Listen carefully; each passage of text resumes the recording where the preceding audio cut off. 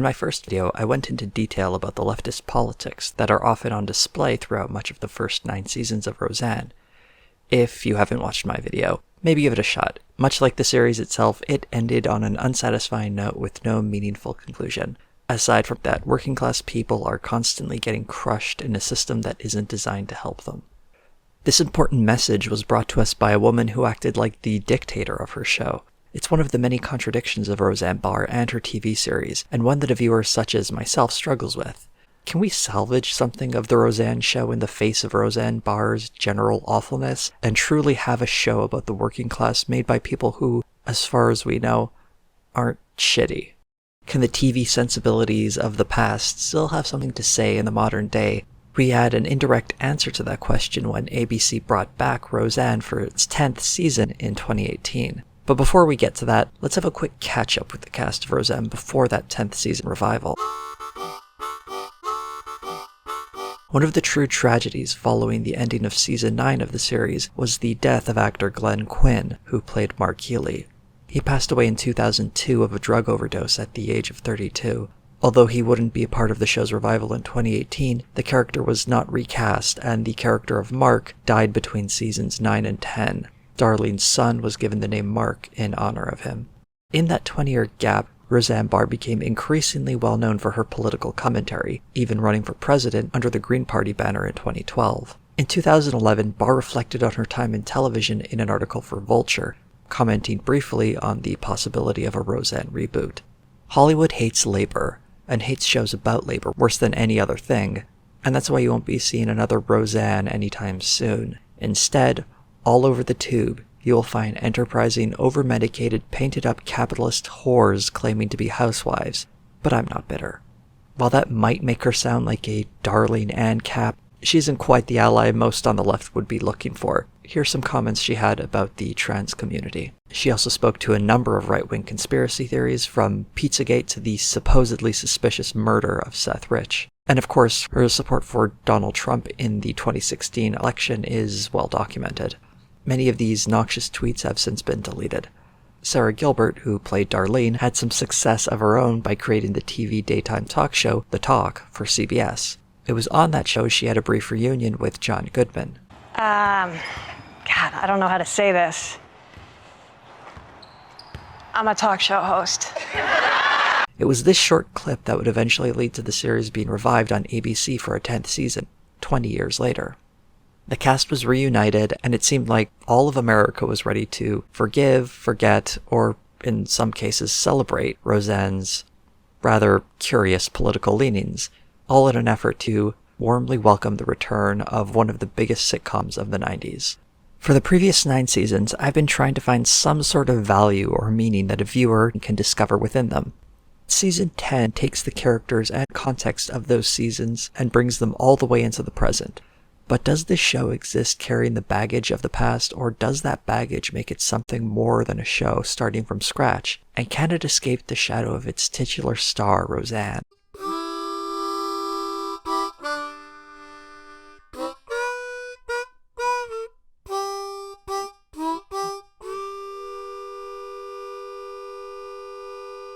In the first episode of Season 10, 20 Years to Life, we are reintroduced to most of the familiar faces from the show. Dan and Roseanne are in old age, still struggling to get by. Becky works as a waitress for a Mexican restaurant. Darlene, after losing her job in Chicago, is forced to move back in with her parents, now a single mother with 2 kids, Harris and Mark. DJ, a veteran home from fighting in the Middle East, struggles to pay his bills and raise his daughter Mary. His wife, Gina, is still deployed in Syria.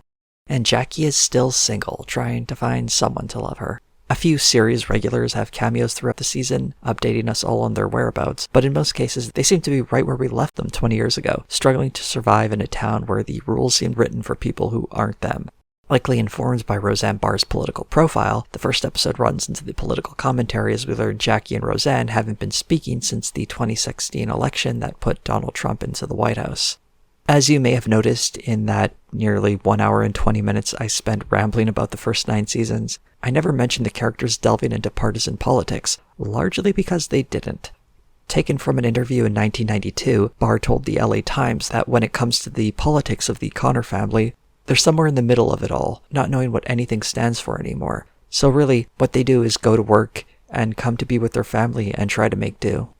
Even the Connors aren't spared the burden of partisanship in 2018, and this partisanship was what brought the show a lot of attention. Its first episode was a breakout success, and it seemed like Roseanne was set for another run at the top of primetime. Or might have been, if 2018 was as tolerant of those stars' eccentricities as the 1990s had been. The first thing I noticed in this first episode of Roseanne's 10th season is the passage of time. Not just the faces of the actors, but the very production of the show. Multi-camera sitcoms filmed in front of a live studio audience are increasingly rare. Most opt for the single-camera style you would see on a drama series. Roseanne stays true to its roots, though, with a loving recreation of all the sights of the old Connor home. It's as though these characters have been living this endless loop of their hopeless sitcom lives for the past 20 years. But the subtext here isn't that the Connors' lives are still sordid, but rather the lives of the working class are still desperate. We can smile nostalgically at how nothing has changed for the Connors, but applying the same truth to the people they represent is heartbreaking. Although now in old age, a new host of problems present themselves, like a lack of healthcare. Candyman's home, babe. Ooh, my favorite drugs. What happened to the rest of our candy? Funny story. Our insurance don't cover what it used to, so I got half the drugs for twice the price. There are also strange new problems that aren't really problems, such as not really understanding a non-gender conforming grandson. Spread these around. I can't. My nails are wet. Your nails are wet. You hear that, honey? My grandson's nails are wet. I like your nail polish, Grandpa. That's drywall, son. The generational split from the earlier seasons is even more pronounced, and with a third generation in the mix, more than ever we get a sense of how old and out of date Roseanne and Dan are. Come on, I made plans with my one potential friend. I'm sorry, Harris, but I gotta... Tag me in. You're babysitting. Game over. This is so unfair. You're ruining my life. You all suck. I ain't seen that movie in 20 years. Things are brought into sharper focus when we find out Becky, desperate for cash, is going to be a surrogate for, well, the other Becky, although she's playing a new character, Andrea, in this season. The payment of $50,000 is too much for Becky to ignore, and we get an interesting callback to an earlier episode where a woman's body is her choice, regardless of, in this case, what her father may think. And if you need anybody to talk to, anybody to drive you to appointments, I'm here for you. Anybody want to know what I think? Dan, it's her body, her decision. Right, Roseanne? Jackie's right, Dan. It's Becky's call. Thanks, Mom. I'll be out the garage. It's a reminder of how, even though the Connors are older and less in step with modern discourse, they aren't completely hopeless. That said, the show genuinely seems to be asking the question if there's anything they can still say that's of value. Dan's frustration is symbolic of that the old relic he is no longer has a say in how the world works. To be honest, he never had much of a say in the old show, but he did carry weight and authority a father typically does. Roseanne's acquiescence was also huge, letting Becky decide for herself, even if later on she admitted she really didn't want her to be a surrogate. Just watching the show feels like slipping back in time, but what part do we want to go back to? And more importantly, how can revisiting the past help us in the present? Let's do a quick comparison between Season 10 and an episode from the original run of the series. Back in Season 3, the episode Trick or Treat includes some interesting gender bending as DJ wants to dress as a witch for Halloween, and Roseanne dresses up as a man. We do get a few revealing lines from Dan. What, 2 daughters isn't enough for you? What are you talking about? He's dressed like a witch. Witches are girls. This is the 90s, Dan. Witches are women. You can't let him do this. He got to pick his own costume. That's what he chose. Boys shouldn't dress up like girls. Now, Darling dressed up like a pirate for 3 years in a row. That was cute. If he goes out like this, he's going to come home with a bloody nose. That is stupid. And this is pretty much par for the course when it comes to Dan's anxiety about his son's masculinity. He's worried about it. That said, they do resolve it nicely by the end of the show. You mad at me? Nah. You mad at me? Yeah. All right. Let's go get your broom. But overall, particularly the scenes with Roseanne, this episode feels like a missed opportunity. We get a sampling of the violence in toxic masculinity, but it's hidden behind far too many cheap jokes about men's bathroom habits. Season 10's take on the issue of not being gender conforming is different. In Dress to Impress, Mark's dressing up in traditionally female clothing makes Dan and Roseanne concerned. We have a surprisingly sweet scene between grandmother and grandson. Okay, I'm going to ask you something kind of adult, but you're growing up, and I think you can handle it. Do you feel like you're a boy or a girl? A boy. Well, you answered that pretty quick. I thought it was going to be more complicated. So what's up with the girls' clothes? This just feels like me. I like colors that pop. It's more creative. Well, your mom's creative, so I get that. But here's the thing. You've got to pick your fights in life. How important is this to you? It's important. Okay. Well, you know it's going to be rough on you at school, right? But we'll back you up. Dan's advice of giving Mark a knife does less good. So you admit it, you were trying to make him more masculine. When did masculine become a dirty word? And no, I'm not. I'm scared for him. If I don't get what's going on, what do you think a classroom full of 10-year-olds from Lanford is going to do? But Mark proves surprisingly resilient. But if things get rough, I put pants and a t-shirt in your backpack, and you know what? You're still gonna be you. No, I won't. I'm fine, Mom. Well, what if that kid teases you again or pushes you down or something? He'll get tired of it eventually. I like my clothes. In some ways, it's refreshing to see a kid who can so effectively stand up for himself. That said, what precisely does Mark need from his grandparents? He has support from his mother and proves how strong he already is. No doubt some of that toughness is a Connor trait inherited from his grandparents, but a trait that doesn't need shaping the way it needed shaping in Becky, Darlene, and DJ. If anything, the show is addressing the older people in the audience, telling them that non-gender conformity is okay, and the real problem is the kids who tease Mark. In other words, the social pressure. The original series never escaped the gender binary, and season 10 doesn't quite get away from that either. That said, it does at least delve into the idea that gender norms are performative, and lets a child explore those boundaries in a way where it isn't him learning his place in the world, but his world learning how to accept him. In the original run of the series, though, being non-gender conforming is a part of a holiday tradition. When it comes to wearing those non-gender conforming clothes every day, that's a tougher bridge to cross for Roseanne and Dan. I think the progression seen in these episodes is pretty neat. It shows how society can take steps forward quicker than people, and that isn't always a bad thing. While it doesn't make Roseanne and Dan monsters for falling behind the times, it definitely shows us that they're out of touch with what their grandchildren need to be happy. It also doesn't completely discard their experiences as old fogies. They knew Mark would be teased and they wanted to help. They just didn't know how to do it. In Roseanne Gets the Chair, we get even more extreme parenting advice from Roseanne when Harris is shown to be completely walking all over Darlene. And this time it's kinda messed up. So you better start showing some gratitude instead of acting like an entitled little bitch. You know what? I don't need to get yelled at by some stupid old hillbilly. Hey! What?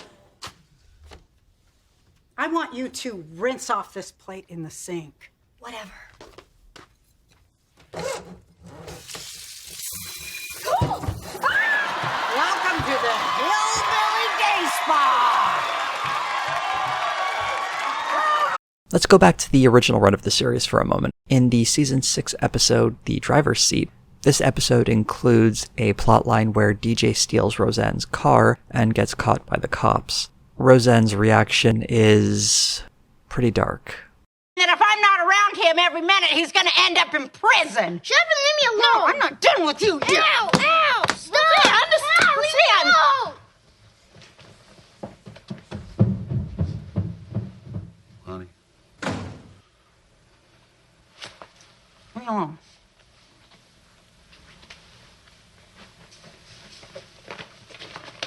Look, Roseanne, what you just did in there, it's not that big a deal. Yes, it is. You're not helping, Dan. Look, I know what you feel like. You have got to talk about this. Hey, she doesn't need you making something out of nothing. You didn't grow up in our house. This is different. The kid had it coming. He could have killed himself. He was out of control. It was just like Dad.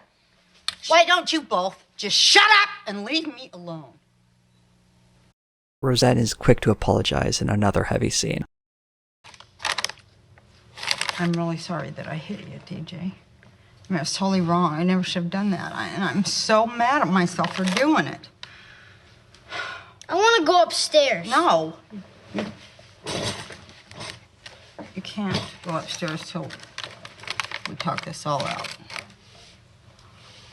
I know how you're feeling.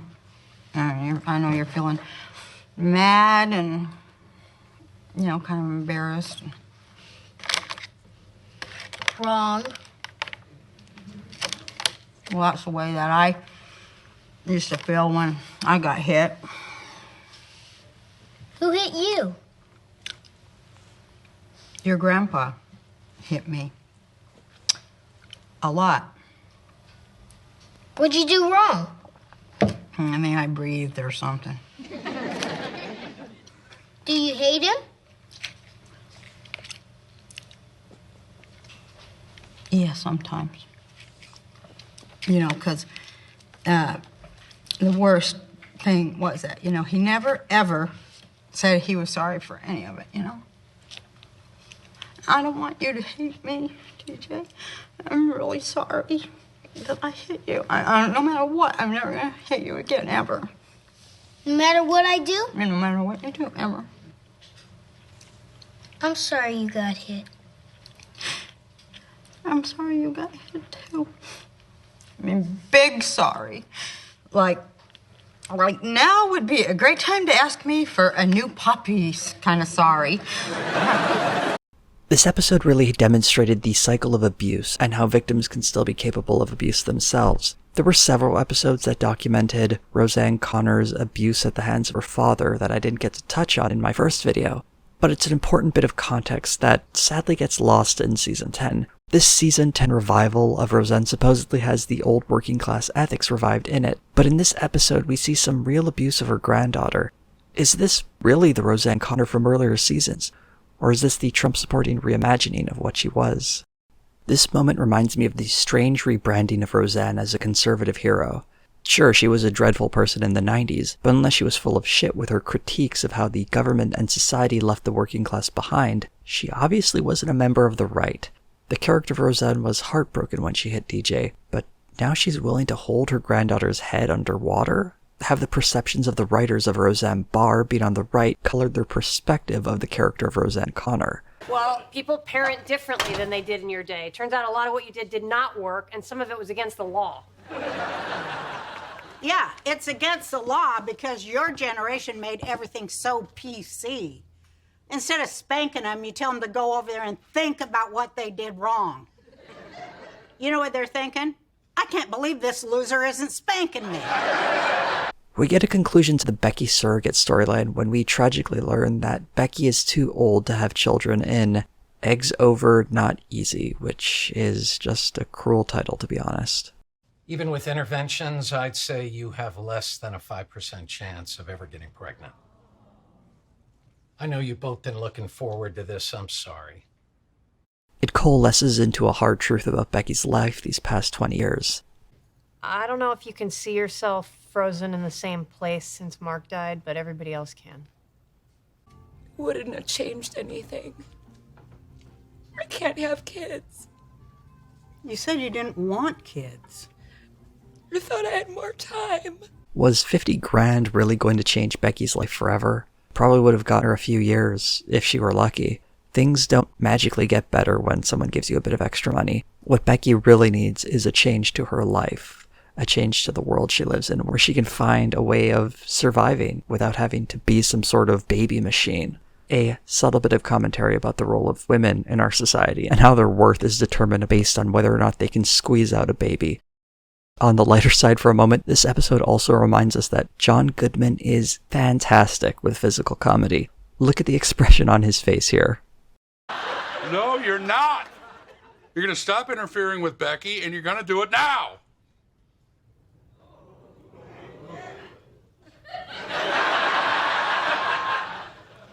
Okay.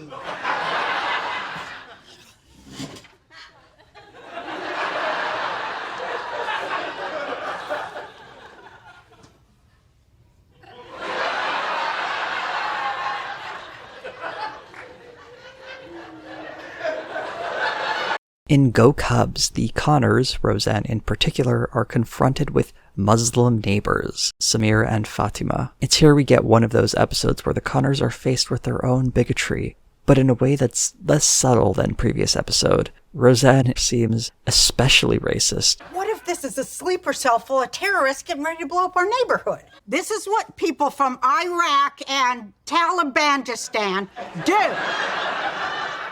They hide out in neighborhoods like Lanford. Don't you watch the news? Her opinion changes when she encounters her neighbor at a grocery store.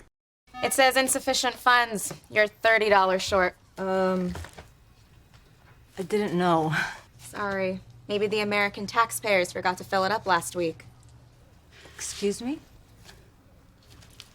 I'm an American taxpayer sometimes. Put it on my EBT card. You don't need to do that. Well, we're stealing your cable, so this probably makes us even. Maybe you can help her carry the groceries out to her camel, too.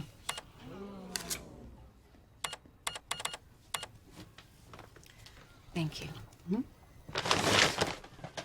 Roseanne's growth happens less in a moment of self-reflection and more in a moment of empathy when she sees what bigotry looks like. Unlike the complicated and messy bigotry of the earlier seasons, in episodes like White Man Can't Kiss, this story is straightforward. Bigotry like this certainly exists, and there's certainly no harm in showing Roseanne changing her way when she observes it, but in some ways this feels more old-fashioned than the Roseanne episodes of 20 years earlier, the few that dared to tackle the issue to begin with. Some interesting behind-the-scenes commentary for this episode is that the idea of giving Roseanne Connor Muslim neighbors apparently came from Barr herself. On the other hand, one of the former writers of the Roseanne series, speaking anonymously to BuzzFeed, said, "I don't recognize that character. I believe the original character would have said, 'Who cares about having Muslim neighbors?' And now she's saying she does care." This might be another case of Roseanne Barr's Trump support being projected onto the character of Roseanne Connor. As a sharper point of comparison, the third season brought us the Bowmans, wealthy neighbors who also moved in across the street from the Connors. Your living room reminds me of ours. Well, I'm not quite finished with it yet. The tension between Roseanne and Kathy Bowman is immediate, as Kathy is incapable of accepting the living conditions of her working-class neighborhood. This episode, like other episodes that included the Bowmans, highlight the class differences that animate what the series was about. It's no coincidence that the hostility to the Connors come from right outside their home, as if the society right outside their door is against them, and the only comfort they can have is within their happy little home. Well, happy being a relative term. In Season 10, the roles have been reversed. The Connor household is where the hostility is coming from, and it takes the shape of prejudice towards their neighbors based on their ethnicity. In some ways, this feels like a microcosm of what the original 9 seasons of the series missed. It was very good at pointing out the snobbery of the upper class, a la Kathy Bowman, but when it came to the racial bigotry of the Connors, it was relegated to a handful of episodes, and often struggled to really grasp where the other side was coming from. In many ways, it highlights how a white working-class family is a great setting for discussions about class, but less so for ones about race. So actually, Roseanne, You missed all the shows about Black and Asian families. They're just like us. There, now you're all caught up. I'm going to have to disagree on that one. The 8th episode, Netflix and Pill, delves into Roseanne's pain pill addiction. She had been suffering a bad Neil season, and this episode reveals she had been hiding pills all over the house. You only had a couple of drinks. Well, it's not my fault. The champagne on the Vicodin should say, "Do not take with label." But the good news is, my knees are gone. How could you possibly have taken more Vicodin? I didn't even get the prescription yet. Well, you better get on it. Because my secret bottles are running low. You don't have any idea how bad it hurts. Yeah, I do. I got a bad back. And when your back goes out, you lay on the couch for 2 weeks and I wait on you hand and foot. You know what happens when my knee hurts? I do the cleaning, the shopping, the cooking. Fine, I'll do all that. Just show me where the water bucket is and the sponge on the stick thingy. Roseanne's addiction is a product of their poverty, not being able to afford knee surgery. It's a portrait of addiction that also doesn't blame the addict and shows how people are driven into it not because of loose morals, but desperation. It sums up what the show has always tried to be about, whether we relate to the Connors directly or we're getting a glimpse of the people we may have looked down on. Either way, we're confronted with people in shitty situations that aren't of their own making. They're people making do as best they can with what they've got. In the final episode of Season 10, and consequently of Roseanne, knee deep. A flood hits Lanford, and the cost of repairing the foundation drove Dan to hire illegal immigrants in an effort to win a bid on a drywall job, leaving his longtime friend Chuck out in the cold. Look, I just can't afford you guys. But you guys? Oh, that's what happened. And I thought the whole time that we were friends. It turns out I was just one of the guys. I don't have a choice, man. I got responsibilities. Yeah, right. And I'm still working construction because I like the way I look in the hat. What do you want me to do? I got 3 extra mouths to feed since Darlene moved back in. Roseanne started popping pills because we didn't have the money to fix her knee. And now I got 20 grand with water damage. I spent my whole life hanging on by my fingertips, telling everybody not to worry, that I was going to make it okay, because that's my job. Well, now I can't promise that anymore, so yeah, it makes me sick. But I'm going to do whatever I have to do to take care of my family, because I'm old, I'm tired, and I'm not sure how much longer I can hold on. Well, I'm old too. And I'm tired. And now I'm unemployed. I always told you, if I'm eating, you're eating. I'm not eating. As the family is pushed closer to financial ruin, they're saved when the president declares a state of emergency, which means a FEMA program that will help cover the damages. You have young children rooting for other people's misery. He just declared it.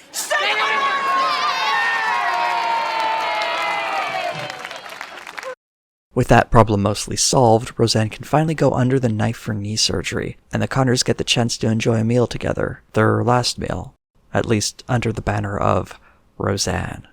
The series ends in a low-key way, almost as if they were expected another season. A broken-off series can feel incomplete, but does Roseanne's story really feel like it's missing pages? She had 10 seasons of stories, even with an abbreviated 10th. Old problems are joined by new ones, and anything that's solved never lasts. The Connors are in some ways the victims of the TV culture Roseanne parodied in its original run. They can never change, or else we'd stop caring about them. It's also what makes them feel real, the same way we rarely ascend from our own circumstances. Working class stays working class, and the series shows that it's not because they're shitty people, but they're in a society that doesn't really give a shit about them. The sudden end of this series came on May 29th when Roseanne Barr made a racist comment about one of President Obama's senior advisors, Valerie Jarrett. The Roseanne show was cancelled hours later. Her defense for her actions was, well... That's what my tweet was about! I know, you've explained this literally 300 times. I thought the bitch was white! God damn it! I thought the bitch was white! Fuck! Following this video, the next day she released an official statement, filmed in the same setting with a more tranquil Roseanne. In longer interviews, she would place the blame more squarely on her Ambien usage influencing her. Struggled with mental health issues. And I was struggling at that time as well. I was impaired and stupid and mistaken and wrong. And for that, I apologized. I'm not sure if she said the same for the many other incendiary tweets she's made over the years. Barr's castmates immediately turned on her, as one would if someone tweeted out a racist insult. With that tweet, Roseanne was able to do something very special for one of the questions I asked at the beginning of this video. Can we have a socially conscious show like Roseanne, but without Roseanne Barr herself? The answer so far is kind of, and it comes in the form of The Connors.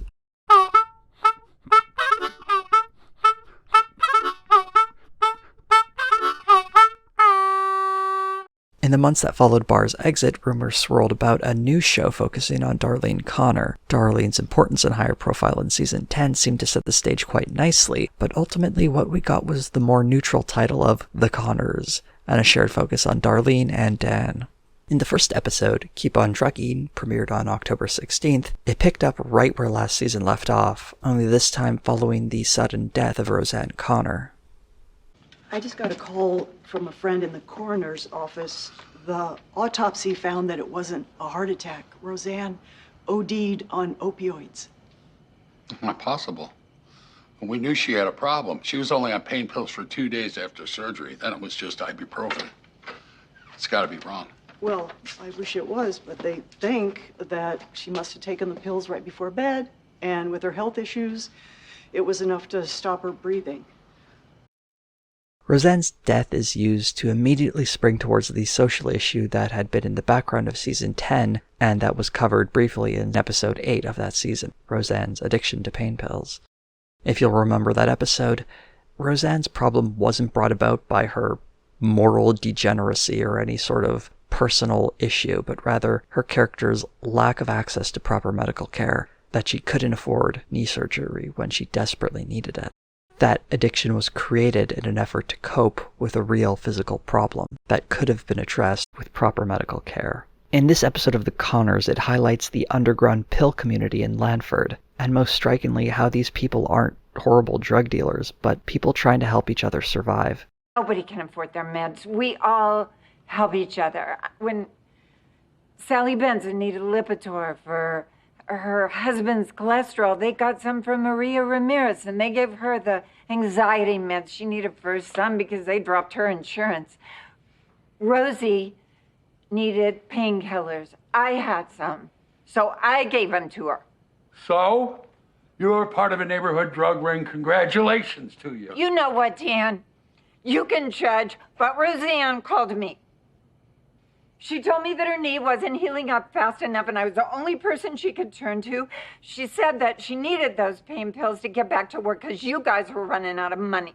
It's important to acknowledge that access to care isn't a perfect safeguard against addiction, as it is possible for doctors to overprescribe, but a doctor is still a better source of medication than some nice lady who lives down the street. More broadly for this show, it demonstrates what The Connors can be without Roseanne by underscoring what the original show was at its best.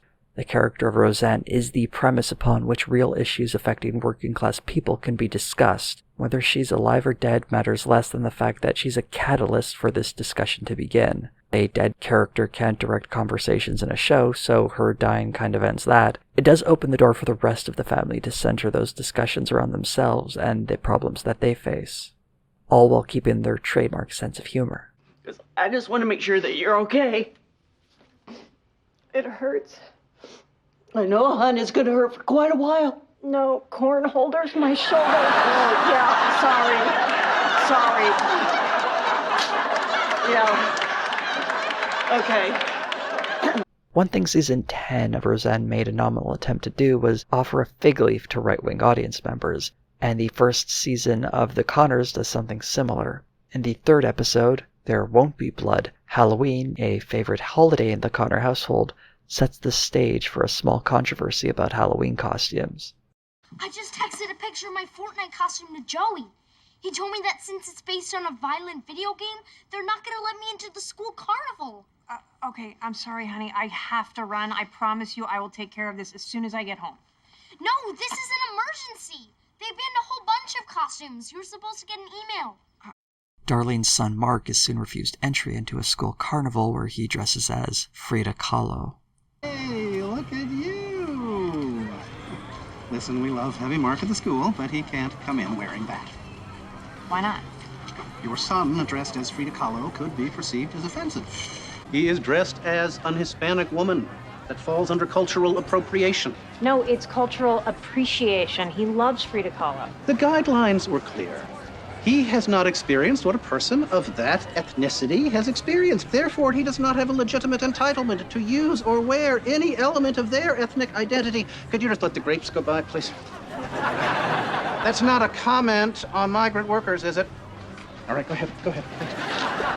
This is the Red Meat episode, a tip of the hat to an argument you more often hear from the right that isn't completely without merit, and an example of a show trying to be balanced. From a leftist perspective, there is still value in this episode. Much like in the second episode of Season 10 of Roseanne, the Mark-centric episode focuses on his wardrobe, something you certainly don't see reflected in stories about young boys on TV. Although this could be framed as strictly an episode for conservatives to rail about political correctness affecting Halloween costumes, I would rather look at how it's framing the discussion in a way that would support a young boy's decision to dress in something non-traditionally male. This is the sort of compromise that I think can leave both sides happy. Fancy that. This episode also introduces us to Jackie's new boyfriend, Peter, played by Matthew Broderick. Great Two-Face costume. Oh, good to meet you, too. But tonight I'm actually dressed as the mind-body dualism of Descartes. Amazing. I could listen to this man talk for hours. And I could let you. Ugh. One big change for this series is Dan's new role as the voice of reason. In the Roseanne show, his voice was paired with Roseanne, so he didn't have quite the patriarchal role that has fallen so heavily on him in this series. In the 5th episode, Miracles, we can see that new role after Becky announces she's pregnant and plans on raising the child alone. There is a father, biologically. I'm just not going to tell him. I don't need a man to raise my kid. You know, it's not a crime for a baby to have two parents. It's lovely to be independent, but not if the baby has to suffer because you don't have the time or the money to take care of him properly. This episode also introduces love interests for both Becky and Darlene. Respectively, they are Emilio, played by Rene Rosado, He stole to me, to have my baby. and Ben, played by J.R. Ferguson. Sorry, I didn't see a receptionist.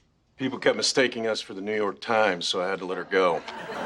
This episode highlights growing diversity within the series. Emilio is going to be a bigger force than you might expect, and his role has a political dimension that makes perfect sense.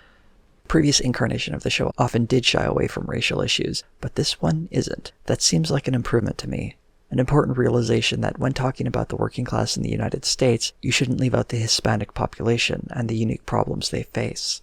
The romance between Ben and Darlene is cute, and it shows that what appeals to the bulldozer personality of a strong female character like Darlene isn't a pushover like David or a strong man to dominate her, but a man that's her match.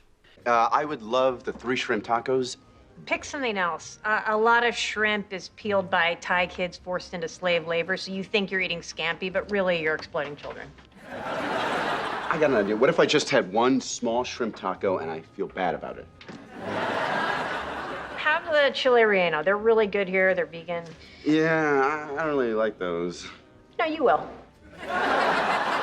Well, I think I speak for everyone in the internet department when I say I think we can go out for dinner. What do you like? Chinese? I could go for some shrimp fried rice.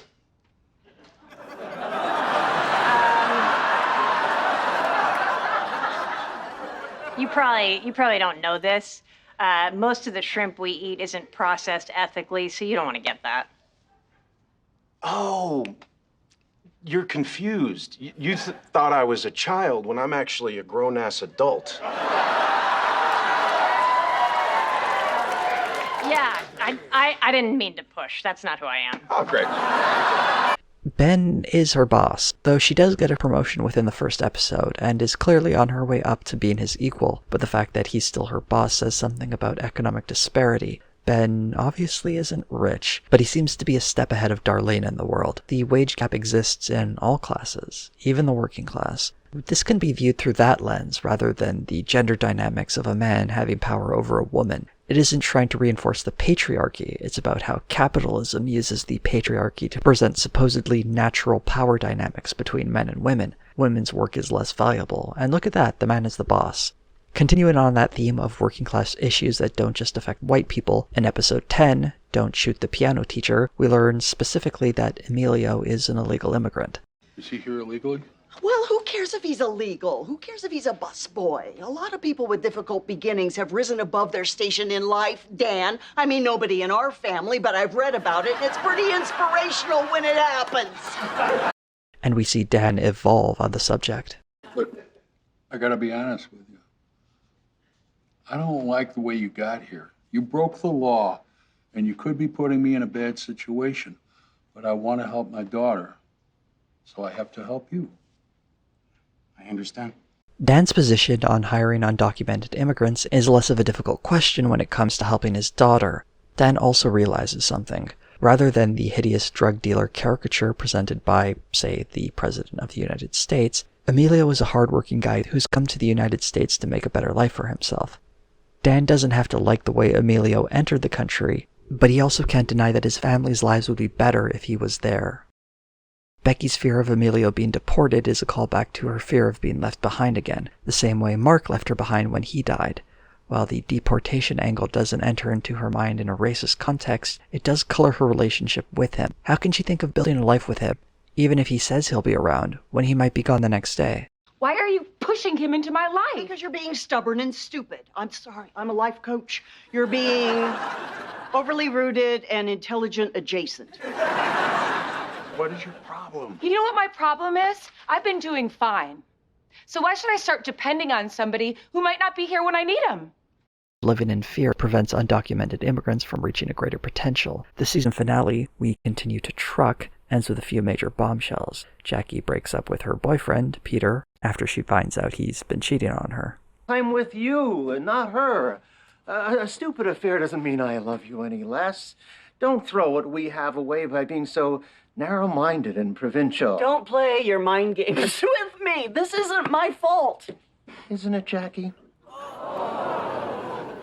Don't let your insecurity drive away another man. Oh my God. Dan told me you were taking advantage of me, and I didn't listen because I was weak. You're not weak. Well, not anymore, I'm not. Oh, ow.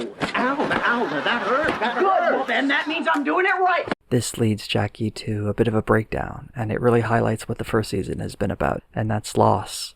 Dealing with the loss of Roseanne and trying to organize their lives around the gaping hole her absence has created. In many ways, the show itself is still struggling to fill that missing role of Roseanne Connor. To get those characters back to a place where they could be happy, Jackie's breakdown at the end is the sad realization that they can never go back. They'll never be happy the way they used to be.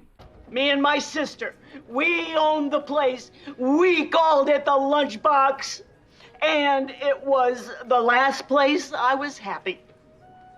It's entirely possible things will change in future seasons, and it seems to be building in that direction, but it really demonstrates how families just don't bounce back from a trauma. The working class vibe is present, but it's understated compared to the earlier incarnation of the show. In its place are more personal, intersectional stories, touching on the Hispanic working class experience in Emilio. I got a message from a number I don't recognize. Check it. I heard there was a big ICE raid downtown and they hit the restaurants. Oh my, this is ridiculous. These people are just trying to have a better life. He was here illegally, Darlene. Oh, so you don't have a problem with what's happening? I have a big problem. I like the guy. My daughter's about to have his baby, and he may be getting dragged out of the country. You think I want that? Damn it. It's Amelia, right? Taking me to Texas and then turning me over to authorities in Juarez. I will find a way back to you and our baby after a short time in Chihuahua. The city, not the dog. Characters of color are a welcome addition and generally add new dimensions to the show, though there hasn't been much racial commentary with Gina and Mary. It also would have been nice to see something more of Gina outside of her intense religiosity. Well, you can gamble with your souls if you want, but my family's going to church. Aunt Darlene doesn't make Mark and Harris go, so why do I have to? Because I said so. These may be for future seasons. Gina Connor, would you stand and be recognized? Baby, people stopped raising the roof in 2005. Can we have Roseanne without Roseanne? The answer is yes, sort of. But it's not like so many of these stories couldn't or wouldn't be done in an 11th season of Roseanne. It feels more like the show is picking up where it left off, trying to cut off the toxic elements of the previous series, including Roseanne Barr herself. In some ways, the series didn't really need her to begin with, although in other ways it absolutely did because it was named for her and was a vehicle for her. One joke Roseanne Barr demanded to be put in the first episode of season 10 was about Hillary Clinton, to at least try to balance all the jokes about Donald Trump. Aunt Jackie thinks every girl should grow up and be president, even if they're a liar, pantsuit on fire. And it makes me wonder what other things Roseanne would have demanded be included in future seasons. In many ways, she was a passenger in season 10. But season 11? Season 12? Considering how her influence grew throughout the first 9 seasons, I think it's a decent assumption that her controlling personality would have bled to the fore and had a heavier influence on the direction of the show. It'll be interesting to see how the Connors grow in the future, without Roseanne's influence. That'll give it a freer hand to be what it wants, but what does it want to be? A show about the working class in all its many shapes and forms and how it struggles to get by in America today? That's possible, but not without more work to deliver on some of the early promises of its first season. It's a show that has a lot of baggage, but maybe that's what makes it feel all the more real, and maybe that's how it connects to people. In an interview she gave, Sarah Gilbert reflected on what the first season of The Connors accomplished. In this context, she is discussing the final episode of the first season. Some of the emotions of the premiere come up again in this episode. That's something that was really important to me. I didn't want to do a sitcom version of Lost where there's one very special episode and then it's done and everybody moves on. This episode shows that emotional themes run through people's lives and not just through a week. Perhaps most importantly, The Connors gave us a chance to enjoy a show that dramatized the struggles of the working class in an entertaining way, just as the first 9 seasons of Roseanne did, and just as the 10th season did. Though The Connors may never shake the ghost of its upbringing, it does point to a better future we can work towards, one that builds off the strengths of its past and hopefully leaves its weaknesses behind. One of its best strengths was highlighting the humor and joy that sustains people, even when the world seems to be forgetting them. While some may feel affinity in the hollow words of a con man, we can still learn about the struggles of these characters and perhaps even more from their failings. And hopefully it can create an awareness that this is a society not working for the working class. And from there, maybe the realization that it can be changed for the better. If Roseanne can get rid of its toxicity to become the Connors, why can't we be better and remove the toxicity from our own world? Thank you so much for watching this video, and maybe the one before if you tuned into that as well. For the record, I'm not even that big a fan of the Roseanne series or the Connors. I just thought it was really interesting and kind of obsessed over it a little bit. If you enjoyed this, either of the 2 videos, or maybe even both, and if you want to show me that you really and truly love me, then subscribe to my channel. You can also like and leave a comment, and if you want to show me your undying devotion, consider becoming a donor to my Patreon, like these fine people. You can also follow me on Twitter or shoot me a question on Curious Cat. Thanks for watching.